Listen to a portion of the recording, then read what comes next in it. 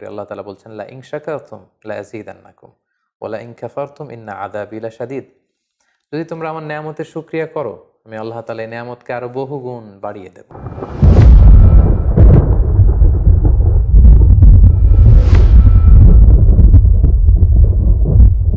আসসালামু আলাইকুম ওয়া রাহমাতুল্লাহি ওয়া বারাকাতুহু। নাহমাদুহু ওয়া নুসাল্লি আলা রাসূলিহিল কারীম। আম্মা বা'দু ফাআউযু বিল্লাহি মিনাশ শাইতানির রাজীম। বিসমিল্লাহির রাহমানির রহিম। হুদ আলাইহিস সালাম কুরআন আল কারীমে উল্লিখিত ২৫ জন নবীর মধ্য থেকে অন্যতম একজন নবী, যিনি সাইয়েদনা নূহ আলাইহিস সালামের ৫টি জেনারেশন পরে আদ জাতির কাছে প্রেরিত হয়েছেন।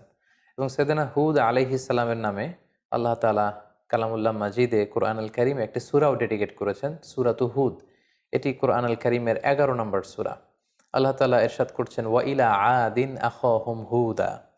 আমি আদ জাতির কাছে হুদ আলাইহিস সালামকে প্রেরণ করেছিলাম। এই আদ জাতি আহকাফ এলাকায় বসবাস করত, যেটি সূরাতুল আহকাফে আল্লাহ তাআলা আমাদেরকে জানিয়েছেন। আল্লাহ ইরশাদ করছেন, ওয়াযকুর আখা আদিন ইয আনযারা কওমাহু বিল আহকাফ। হে নবী, আপনি কুরাইশদেরকে আদ জাতির কাছে প্রেরিত হুদ আলাইহিস সালামের ঘটনা আপনি তাদেরকে শোনান, যিনি আহকাফবাসীদেরকে সতর্ক করেছিলেন। আহকাফ এলাকায় অবস্থিত আদ জাতির কাছে আল্লাহ তাআলা হেদায়েতের বাণী দিয়ে হুদ আলাইহিস সালামকে প্রেরণ করেছিলেন। এখন আমরা জানার চেষ্টা করব যে এই আহকাফ এলাকাটি কোথায়। এই আহকাফ এলাকাটি বেসিকলি অ্যারাবিয়ান পেনিনসুলার একেবারে সাউদার্ন মোস্ট এলাকাতে পার্টে অবস্থিত, অর্থাৎ একেবারে দক্ষিণাঞ্চলে। আধুনিক যেই ম্যাপ, এই ম্যাপের হিসেবে যদি আমরা বলি, তাহলে ইয়ামানের হাদারামাউত শহর এবং ওমানের মাঝামাঝি একটা এলাকাকে আহকাফ এলাকা বলা হয়, এবং যেটিকে কালামুল্লাহ মাজিদে ইরামও বলা হয়েছে। আধুনিক যারা প্রত্নতত্ত্ববিদ, মডার্ন যারা আর্কিওলজিস্ট, তাদের মতে নিউলি ডিসকভার্ড উবার সিটি বলে একটি সিটি আছে। এই সিটিটাই হচ্ছে বেসিকলি আদ জাতির ক্যাপিটাল ছিল, যেটাকে কোরআনে ইরাম বলা হয়েছে। ইরামা যাতিল ইমাদ। তারা অনেক উঁচু উঁচু প্রাসাদ বানাতো, লাফটি টাওয়ার্স তারা বানাতো তাদের এলাকাতে। সাইয়েদনা হুদ আলাইহিস সালাম তিনি ছিলেন ৫ জন অ্যারাবিয়ান প্রফেটের একজন, অর্থাৎ আরবি ভাষাভাষী ৫ জন ২৫ জন নবীর মধ্য থেকে ৫ জন নবী ছিল যারা অ্যারাবিয়ান প্রফেট ছিলেন, আরবি ভাষায় কথা বলতেন। হুদ আলাইহিস সালাম তার মধ্যে অন্যতম। সেই ৫ জন নবী হচ্ছেন হুদ আলাইহিস সালাম, সালেহ আলাইহিস সালাম, ইসমাঈল আলাইহিস সালাম, শুআয়ব আলাইহিস সালাম এবং মুহাম্মদুর রাসূলুল্লাহ সাল্লাল্লাহু আলাইহি ওয়াসাল্লাম। এই ৫ জনই আরবি ভাষায় কথা বলতেন। এবার আমরা জানবার চেষ্টা করব যে আদ জাতির কিছু ফিচার্স, তাদের ক্যারেক্টারিস্টিক্স কেমন ছিল, তাদের স্বভাব, তাদের অভ্যেস, তাদের গুণাবলী কেমন ছিল। আমরা কালামুল্লাহ মাজিদ থেকে জানতে পারি যে তারা ছিল শাদীদুল বাতশ, খুব শক্তিশালী, খুব মাইটি একটা নেশন ছিল আদ জাতি। এবং তারা ছিল মুত্রিফুন ওয়া আগনিয়া, অত্যন্ত ধনী, বিলাসী যাপনের অধিকারী তারা ছিল। তাদের আন্ডারে অনেক বাগান ছিল, তাদের এলাকায় অনেক ঝর্ণা ছিল, পশু সম্পদ দিয়ে আল্লাহ তাআলা, কৃষিজ সম্পদ দিয়ে আল্লাহ তাআলা তাদেরকে সমৃদ্ধ করেছিলেন। এবং তাদের বিল্ডিংগুলো ছিল অনেক উঁচু উঁচু, বিনা উহুম শামিখুন ওয়া আলিন, অনেক উঁচু টাওয়ার তারা বানাতে পারত। এবং তারা মূর্তি পূজা করত। এই হচ্ছে ইন জেনারেল আদ জাতির কিছু বৈশিষ্ট্যের কথা আমরা কোরআন সুন্নাহ থেকে পাই।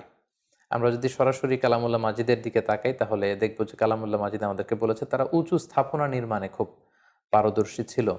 এবং সাইয়েদনা নূহ আলাইহিস সালামের কওমের পরেই আল্লাহ তাআলা আদ জাতিকে এই পৃথিবীতে স্থলাভিষিক্ত করেছেন। আল্লাহ তাআলা ইরশাদ করেছেন, ইয জাআলাকুম খুলাফাআ মিন বা'দি কওমি নূহ ওয়া যাদাকুম ফিল খালকি বাসতা। তোমাদেরকে আল্লাহ তাআলা নূহ আলাইহিস সালামের কওমের পরে পৃথিবীতে স্থলাভিষিক্ত করেছেন, এবং ওয়া যাদাকুম ফিল খালকি বাসতা, তোমাদেরকে আল্লাহ ফিজিক্যালি ওয়েল বিল্ড করেছেন। অর্থাৎ খুব সুঠাম দেহের অধিকারী ছিল আদ জাতির লোকজন। আদ নেশনের লোকজন অত্যন্ত শক্তিশালী, সুঠাম দেহের অধিকারী ছিল। এবং সূরা শুআরাতে আল্লাহ তাআলা আদ জাতির ব্যাপারে বলছেন যে, আতাবনুনা বিকুল্লি রিইন আয়াতান তা'বাথুন। তোমরা কেন প্রতিটি রোড ক্রসিংয়ে বা প্রতিটি উঁচু জায়গায় কেন তোমরা বড় বড় লফটি টাওয়ার্স, অনেক উঁচু উঁচু টাওয়ার তোমরা কেন বানাচ্ছ? ওয়া তাত্তাখিযুনা মাসানিআ লাআল্লাকুম তাখলুদুন। আর তোমরা বড় বড় রয়্যাল প্যালেস বানাও, রাজপ্রাসাদ বানাচ্ছ, এবং তোমরা ভাবছো এই প্রাসাদগুলোই তোমাদেরকে এই পৃথিবীতে চিরকাল বাঁচিয়ে রাখবে। তোমরা চিরকালের জন্য পৃথিবীতে প্রাসাদের মধ্যে থাকতে পারবে, এমনটি তোমরা ভাবো।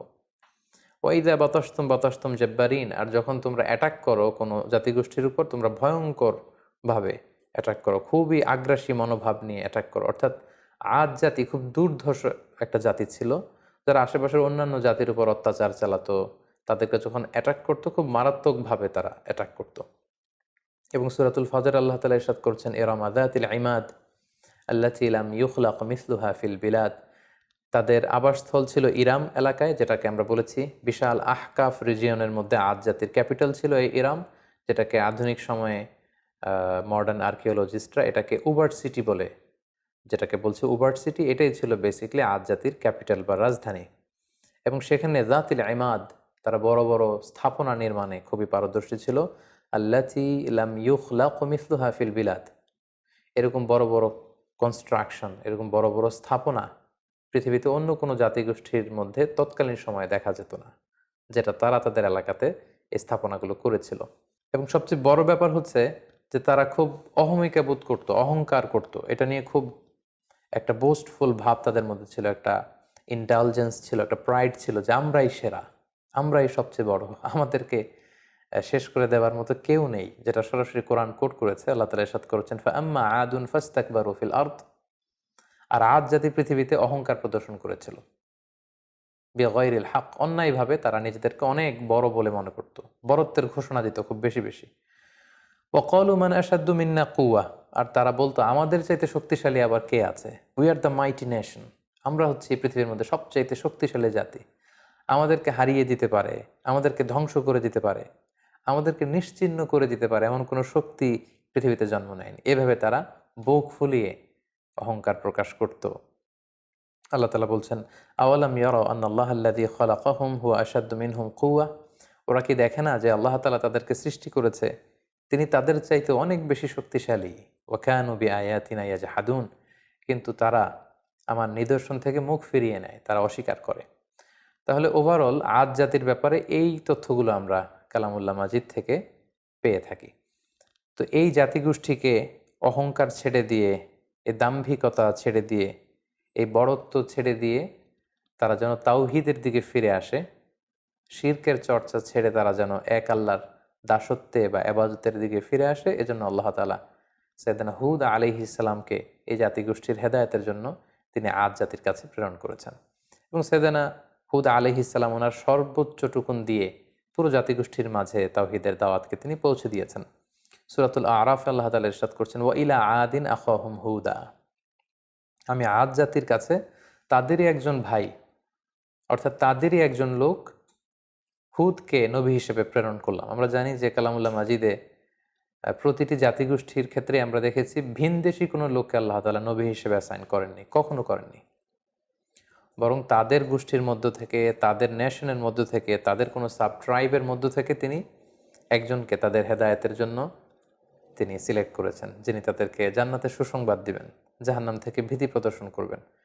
এবং হুদ আলাইহিস সালাম সেটাই করেছেন, তাদের মধ্য থেকেই তিনি নবী হিসেবে এসেছিলেন। এবং সব নবীরা যে তাওহীদের দাওয়াত দিয়েছেন, সাইয়েদনা হুদ আলাইহিস সালাম সেই তাওহীদের দাওয়াতই তার জাতিগোষ্ঠীর কাছে তিনি পেশ করেছেন। তিনি বলেছেন, ইয়া কওমি আবুদুল্লাহ মা লাকুম মিন ইলাহিন গায়রু আফালা তাত্তাকুন, হে আমার জাতিগোষ্ঠীর লোকেরা, তোমাদের কি হলো, কেন তোমরা এক আল্লাহকে রেখে দিয়ে এত এত মূর্তির ইবাদত করছো, আফালা তাত্তাকুন, তোমরা কি আল্লাহকে ভয় করবে না? এটা একটা কমন দাওয়াত ছিল সব নবীদের, সব নবীরাই এক আল্লাহর দাস আমাদেরকে বানানোর জন্য পৃথিবীতে এসেছেন। আমরা যেন হাজার হাজার রবকে ছেড়ে দিয়ে, হাজার হাজার মূর্তিকে ছেড়ে দিয়ে, পৌত্তলিকতা ছেড়ে দিয়ে আমরা যেন এক আল্লাহর বান্দায় পরিণত হতে পারি, এটাই ছিল সব নবীদের মিশন এবং ভিশন। পাশাপাশি আমরা জানি যে আদ জাতি খুব শক্তিশালী একটা জাতি ছিল, তাদেরকে আল্লাহ তাআলা অনেক নাজ নেয়ামত দিয়েছেন। তো সাইয়েদনা হুদ আলাইহিস সালাম এই নাজ নেয়ামতের কথা স্মরণ করিয়ে দিয়েও তাদেরকে তাওহীদের দিকে দাওয়াত দিয়েছেন। তিনি বলেছেন, ওয়াযকুরু ইয জাআলাকুম খুলাফা মিন বা'দি কওমি নূহ, অর্থাৎ হে আমার জাতিগোষ্ঠী, তোমরা কি দেখছো না যে নূহ আলাইহিস সালামের পরে আল্লাহ তোমাদেরকে পৃথিবীতে সম্মানিত করেছেন। নূহ আলাইহিস সালামের কওমকে আল্লাহ তাআলা মহাপ্লাবন দিয়ে ধ্বংস করেছেন। সো তারা তো তোমাদের অ্যানসেস্টর ছিল, তোমাদের পূর্বপুরুষদের কি ভাগ্যে কি ঘটেছে এটা তো তোমরা দেখেছো। সো এটা দেখেও তোমরা কেন শিক্ষা নিবে না? এবং ওয়াজহাদাকুম ফিল খালকি বাসতা, আল্লাহ তোমাদেরকে সুঠামদেহী করেছেন, শক্তিশালী করেছেন। ফাযকুরু আলা আল্লাহি লাআল্লাকুম তুফলিহুন, ফলে আল্লাহ তাআলা তোমাদেরকে যে নেয়ামত দিয়েছেন এই নেয়ামতগুলোকে তোমরা স্মরণ করো, আল্লাহর নেয়ামতের শুকরিয়া করো। এইভাবে তিনি দাওয়াত দিতে লাগলেন। পাশাপাশি তিনি বোঝাতে চাইলেন যে তোমরা যতই পাপ করো না কেন, যতই অন্যায় করো না কেন, আল্লাহর তওবার দরজা, রহমতের দরজা এটা তোমাদের জন্য খোলা সব সময়। The door of Allah is open for you 24/7। যে কোনো সময় তুমি ইস্তেগফার করো, তওবা করো, শিরক থেকে ফিরে এসে এক আল্লাহর ইবাদতে মনোনিবেশ করো, আল্লাহ তাআলা তোমাদেরকে ক্ষমা করবেন। এবং সেটাই তিনি বললেন, ইয়া কওমি ইস্তাগফিরু রাব্বাকুম, হে আমার জাতিগোষ্ঠীর লোকেরা, তোমরা আল্লাহর কাছে ক্ষমা চাও। সুম্মা তুবু ইলাইহি, আল্লাহর দিকে ফিরে আসো। Come back to your lord. ইউরসিলিস সামাআ আলাইকুম মিদরারা, তাহলে আকাশ থেকে আল্লাহ তাআলা রহমতের বাড়ি বর্ষণ করবেন। ওয়াইয়াজিদুকুম কুওয়াতান ইলা কুওয়াতিকুম, এখন যে শক্তিমত্তা আছে এটাকে আল্লাহ আরো আরো বাড়িয়ে দিবেন, আরো শক্তিশালী জাতিতে তোমরা রূপান্তরিত হবে। ওয়ালা তাতাওয়াল্লাউ মুজরিমিন, আর তোমরা অবাধ্যতা করে পাপাচারিতায় মগ্ন হয়ে মুখ ফিরিয়ে নিও না। সাইয়েদনা হুদ আলাইহিস সালাম এভাবে তিনি জাতিগোষ্ঠীর হেদায়েতের জন্য দাওয়াত দিতে লাগলেন, তাওহীদের বাণী তিনি শোনাতে লাগলেন। কিন্তু আমরা জানি যে বেশিরভাগ নবী তাদের এলাকাতে খুব বেশি ওয়েলকাম তাদেরকে জানানো হয়নি, বরং তাদের দাওয়াতকে প্রত্যাখ্যান করা হয়েছে। এবং আদ জাতির ক্ষেত্রেও ঠিক এটাই ঘটেছে। তাদের রেসপন্স কেমন ছিল এই দাওয়ার পরে আমরা সেটা যদি দেখি, তাহলে কালামুল্লাহ মাজিদ আমাদেরকে বলছে তাদের রেসপন্স ছিল এরকম, কলু ইয়াহুদু মা জিইতানা বিবাইয়িনা, হে হুদ, তুমি যে নবী কি প্রমাণ আছে, আমাদের তো বিশ্বাস হয় না। ওমা নাহনু বিতারিকি আলিহাতিনা আন কওলিক, তোমার এই কথায় তো আমরা আমাদের বাপ দাদা রেখে যাওয়া মূর্তিগুলোকে ছেড়ে দিতে পারি না। তুমি কি বলতে চাচ্ছ যে আমাদের পূর্বপুরুষরা ভুল করে গিয়েছে? আমরা তো এগুলো ছেড়ে আসতে পারি না। ওমা নাহনু লাকা বিমুমিনিন, তোমার কথায় আমরা বিশ্বাস করি না। তারা আরো বলতো, কলু আজিইতানা লিতাফিকানা আন আলিহাতিনা, হে হুদ, তুমি কি আমাদের ইলাহ বা উপাস্যদের থেকে আমাদের মুখকে ফিরিয়ে নিতে চাচ্ছ, সরিয়ে দিতে চাচ্ছ? আর তুমি বলছো যে আমরা যদি মূর্তির পূজা ছেড়ে না দিই তাহলে আযাব আসবে। ফাআতিনা বিমা তাইদুনা ইন কুনতা মিনাস সাদিকিন, তাহলে আযাব নিয়ে আসো, দেখাও, দেখি তোমার সাধ্যে কতটুকু কুলায়, তুমি কত বড় শক্তিশালী হয়েছো, তোমার আল্লাহর ক্ষমতা কতটুকু আমাদেরকে পারলে দেখাও। তুমি যে আযাবের কথা বলছো সে আযাব আমাদেরকে চাক্ষুষ দেখাও, যদি তুমি সত্যবাদী হয়ে থাকো। এভাবে সাইয়েদনা হুদ আলাইহিস সালামের দাওয়াতি কথাকে, আহ্বানকে তারা প্রত্যাখ্যান করে তুচ্ছ তাচ্ছিল্যের সাথে ওনাকে পুরো আদ জাতি তারা রিজেক্ট করলো। সাইয়েদনা হুদ আলাইহিস সালাম শেষবারের মতো তাদেরকে ওয়ার্নিং করলেন এবং বললেন যে এক আল্লাহর ইবাদত যদি তোমরা মেনে না নাও তাহলে তোমাদের উপর ভয়ঙ্কর শাস্তি আসবে, ভয়ঙ্কর শাস্তি। মেঘমালা দিয়ে, প্রচণ্ড বাতাস দিয়ে আল্লাহ তোমাদেরকে ধ্বংস করে দিবেন। তারা বললেন যে ফাতিনা বিমা তাইদুনা ইন কুনতুম মিনাস সাদিকিন, তাহলে দেখাও, সে শাস্তি যদি আসার হয়ে থাকে তাহলে নিয়ে আসো, দেখি কতটুকু শাস্তি আসতে পারে। অতঃপর আল্লাহ তাআলা সাইয়েদনা হুদ আলাইহিস সালামকে বললেন, এই জাতিগোষ্ঠীর উপর অচিরেই আমি শাস্তি পাঠাবো। আল্লাহ তাআলা ইরশাদ করছেন, ফালাম্মা রাআউহু আরিদান মুস্তাকবিলা আওদিয়াতিহিম ক্বালু হাযা আরিদুম মুমতিরুনা, হঠাৎ দেখা গেল পুরো আদ জাতির ওই এরিয়াতে, দ্য এন্টায়ার ভ্যাসিনিটিতে চারদিকে শুধু মেঘ আর মেঘ, মেঘমালা, একেবারে ক্লাউডি একটা সিচুয়েশন। এবং এরকম মেঘমালা তারা কখনো জমা হতে দেখেনি তাদের আকাশে। এবং সেটা দেখে তারা তো মহা খুশি, কারণ এই মরু এলাকাতে যখন মেঘমালা আকাশে উড়ে বেড়ায় এবং সেগুলো যখন ঘনীভূত হয়, বৃষ্টি হয়, এটা তাদের জন্য kind of mercy and blessings, এটা রহমত। কারণ এতে করে তাদের জমিন উর্বর হবে, এতে করে তাদের পশুগুলোর ওট, তারপর মেষ, ভেড়া, এগুলোর খাবারের যোগান হবে, গাছপালাগুলো সবুজ তৃণলতায় ভরপুর হয়ে যাবে পুরো এলাকা। তারা এই মেঘমালা দেখে মহা খুশি। তারা এই মেঘমালা দেখে সবাই আনন্দ উৎসবের জন্য ঘর থেকে বের হয়ে আসলো এবং তারা বললো, হ্যাঁ আর যে মুমতিরুনা, এটা তো চমৎকার মেঘমালা, এই মেঘ থেকে বৃষ্টি হবে আর রহমের বৃষ্টিতে ভিজবে জমিন, আমাদের পুরো জমিন উর্বর হয়ে উঠবে। আল্লাহ তাআলা বললেন, বাল হুয়া মাস্তাআজালতুম বিহ, এটা রহমতের বৃষ্টি নয়, তোমরা যে আযাব চেয়েছিলে যে হে হুদ তুমি পারলে নিয়ে আসো, দেখাও, এটা সে আযাবের একটা নিশানা। আমি প্রচন্ড বাতাস দিয়ে তোমাদের ধ্বংস করব। রিহুন ফিহা আযাবুন আলিম, অচিরেই এমন বাতাস বইবে যাতে তোমাদের ধ্বংস রয়েছে। ঠিকই সাইয়েদনা হুদ আলাইহিস সালামের যে ওয়ার্নিং পুরো জাতিগোষ্ঠীর জন্য তিনি দিয়েছিলেন যে আল্লাহর ইবাদত যদি তোমরা না করো, মূর্তি পূজা যদি তোমরা না ছাড়ো, এই শিরকের অন্ধকার রাস্তা ছেড়ে তোমরা যদি আলোর পথে না আসো, প্রচণ্ড আযাব তোমাদেরকে পাকড়াও করবে। সে আযাব আল্লাহ তাআলা পাঠালেন। আল্লাহ তাআলা সূরা হাক্কাতে বলছেন, ওয়া আম্মা আদুন ফাউহলিকু বিরিহিন সরসরিন আতিয়া। প্রচণ্ড ঝঞ্ঝা বিক্ষুব্ধ বাতাস আল্লাহ তাআলা পাঠালেন, violent wind storm with cold wave, প্রচণ্ড শৈত্যপ্রবাহ, প্রচণ্ড ঠান্ডা ঝড়ো হাওয়া। তারা যখন বাইরে বের হয়ে আসলো, প্রচণ্ড গরমের মধ্যে থেকে হঠাৎ করে ওয়েদারটা টার্ন করে ঠান্ডা হতে লাগলো।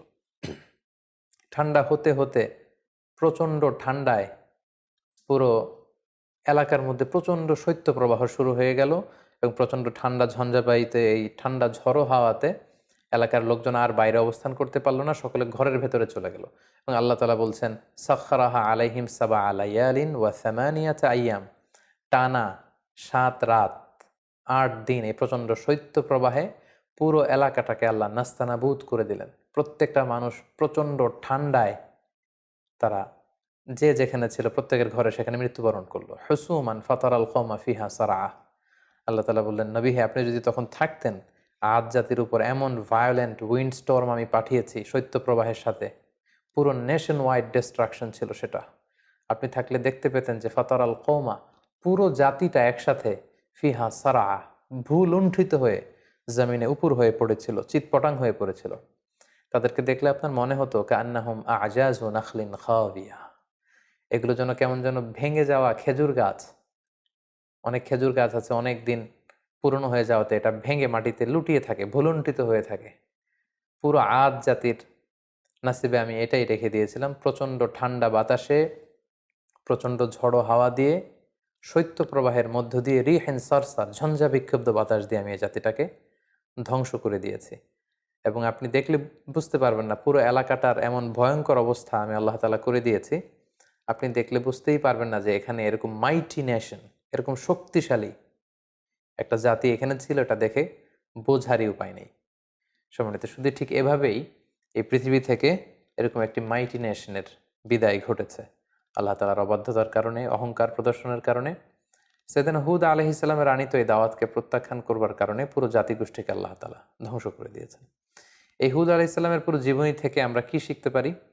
আমরা যদি কিছু লাইফ লেসন এখান থেকে নিতে চাই, তাহলে আমরা প্রথমেই বলবো, 1 নম্বর যেটা আমরা শিখতে পারি যে আল্লাহ তাআলা যদি আমাদেরকে কোনো নেয়ামত দিয়ে থাকেন, আমাদের কৃতজ্ঞ হওয়া উচিত, গ্রেটফুল হওয়া উচিত, শুকরিয়া জ্ঞাপন করা উচিত, শুকুর গুজার হওয়া উচিত। তাদেরকে আল্লাহ তাআলা বাসতাতান ফিল খালক, সুঠামদেহী বানিয়েছেন, শক্তিশালী বানিয়েছেন, বড় বড় টাওয়ার বানানোর সুযোগ করে দিয়েছেন, প্রতিপত্তি দিয়েছেন, শান শওকত দিয়েছেন। কিন্তু তার বিপরীতে এগুলো শুকুর গুজার তারা হয়নি। আল্লাহ তাআলা শুকরিয়া না করে তারা সেখানে অহংকার প্রদর্শন করছিল, নিজেদের বরত্বের ঘোষণা দিচ্ছিল। সো এই শিক্ষাটি আমরা নিতে পারি, আল্লাহর কোনো নেয়ামত পেলে যেন আমরা নেয়ামতের শুকরিয়া করি। আল্লাহ তাআলা বলছেন, লা ইন শাকারতুম লা আযীদান্নাকুম ওয়া লা ইন কাফারতুম ইন্না আযাবি লাশাদীদ। যদি তোমরা আমার নেয়ামতের শুকরিয়া করো, আমি আল্লাহ তাআলা এই নেয়ামতকে আরো বহুগুণ বাড়িয়ে দেব। আর যদি না শুকরি করো, তাহলে জেনে রাখো আমার শাস্তি বড় ভয়ঙ্কর। 2 নম্বর যে শিক্ষাটি আমরা পাই সেটা হচ্ছে আমাদের হিস্ট্রি থেকে শিক্ষা নেওয়া উচিত।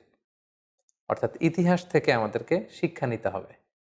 একটা কথা বলা হয় এরকম যে ইতিহাসের সবচেয়ে বড় শিক্ষা হচ্ছে যে মানুষ ইতিহাস থেকে শিক্ষা নিতে চায় না। কারণ আমরা কালামুল্লাহ মাজিদের আয়াত থেকে আমরা জানতে পেরেছি, ইমিডিয়েটলি আফটার কওমে নূহ তারা পৃথিবীতে এসেছিল। আদ জাতিকে আল্লাহ তাআলা নূহ আলাইহিস সালামের কওমের পরেই মহাপ্লাবন দিয়ে যখন পুরো নূহ আলাইহিস সালামের মুশরিক কওমকে আল্লাহ ধ্বংস করেছেন, তারপরে আদ জাতি এসেছিল। সো তাদের হাতের নাগালেই ছিল সেই ঘটনা, কিভাবে বন্যা হয়ে পুরো পৃথিবীবাসী শেষ হয়ে গিয়েছিল আল্লাহ তাআলার অবাধ্যতার কারণে। সো এটা ভুলে যাওয়াটা তাদের জন্য বুদ্ধিমত্তার পরিচয় ছিল না, বরং সেখান থেকে তাদের শিক্ষা নেওয়া দরকার ছিল। সো এটাও আমরা এখান থেকে শিখলাম যে ইতিহাস যেন আমরা ভুলে না যাই, আমরা যেন ইতিহাস থেকে শিক্ষা নিতে পারি। 3 নাম্বার যে শিক্ষাটি আমরা এখান থেকে পেতে পারি সেটা হচ্ছে অহংকার এবং ঔদ্ধত্যের শেষ পরিণতি হচ্ছে ধ্বংস। আল্লাহ তাআলা তাদেরকে অনেক শক্তি দিয়েছেন, তারা অনেক শক্তিশালী একটি জাতি ছিল, মাইটি নেশন ছিল, কিন্তু তাদের অহংকার এবং ঔদ্ধত্যের কারণে কিন্তু আল্লাহ তাআলা ধ্বংস করে দিয়েছেন। কারণ অহংকারকারীদেরকে আল্লাহ তাআলা কখনোই পছন্দ করেন না। হাদিসে কুদসিতে, সুনান ইবনে মাজায় একটি হাদিস এসছে, হাদিসে কুদসি, সেখানে আল্লাহ তাআলা ইরশাদ করছেন, আল কিবরিয়া উ রিদাই, অহংকার হচ্ছে আমার চাদর, ওয়াল আযামাতু ইজহারি, আর বড়ত্ব হচ্ছে আমি আল্লাহর লুঙ্গি। ফামান নাযাআনি ওয়াহিদাম মিনহুমা আলকাইতুহু ফিন্নার ওয়ালা উবালি। যে আমার এই চাদর ধরে টান দেয়, অর্থাৎ যে অহংকার করতে চায়, যে নিজেকে নিজের বরত্বের ঘোষণা দিতে চায়, সে কেমন যেন আমার চাদর, আমার লুঙ্গি ধরে সে টান দিচ্ছে। সো যে আমার অহংকারের এই এই চাদর ধরে টান দেয়, তাকে আমি জাহান্নামে নিক্ষেপ করব। ওয়ালা উবালি, আই ডোন্ট কেয়ার। আল্লাহ বলেন তাদের দিকে আমি ভ্রুক্ষেপ করব না।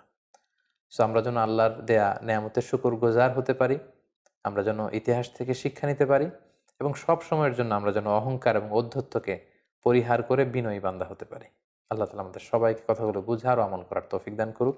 হাদা মা ইনদি ওয়াল ইলমু ইনদাল্লাহ, আলাইহি তাওয়াক্কালতু ওয়া ইলাইহি উনীব। ওয়াসসালামু আলাইকুম ওয়া রাহমাতুল্লাহি ওয়া বারাকাতুহু।